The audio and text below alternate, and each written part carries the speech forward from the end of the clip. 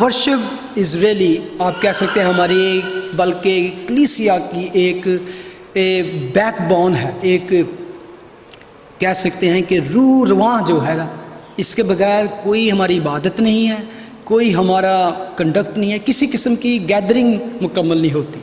ठीक है, 3 तरीके की वर्शिप, रिपेंटेंस की, एक्सेप्टेंस की और डिवोशन की। 3 खुदा के खादमों की मिसाल दूंगा। तो दाऊद 2 शमूएल में चैप्टर 12, जहाँ पे बत्शेबा और डेविड की लाइफ के बारे में और बात की गई थी, वो स्टोरी आप जानते हैं कि जब सारा कुछ हो गया तो क्या हुआ, दाऊद ने दुआ की, रोज़े रखे, सब कुछ किया। तो सबसे पहली चीज़, he acknowledged that he has sinned against God, and उसने अपना जुर्म कबूल कर लिया। उसने ब्लेम किसी पर नहीं डाला, he never blamed to anyone else, और या कोई भी ऐसा एक्सक्यूज पेश की।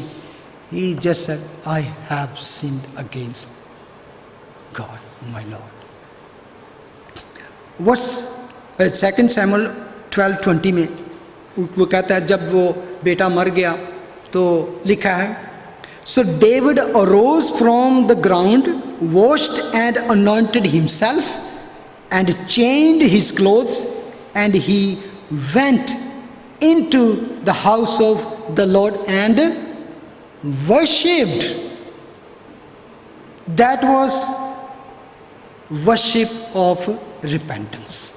Even उसने ये नहीं कहा पहले खाना ले आओ, मैं भूखा 7 दिन, मैं तो हैकल तक नहीं जा सकता। हालांकि गम में था, दुख में था, लेकिन वो सारी उस चीज़ों को भुलाकर he straightway went into the presence of God and worshipped him. That was the worship of repentance.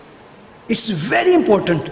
If you acknowledge something in your life, in your heart, just repent, और उसके बाद खुदा ने उसको माफ़ किया।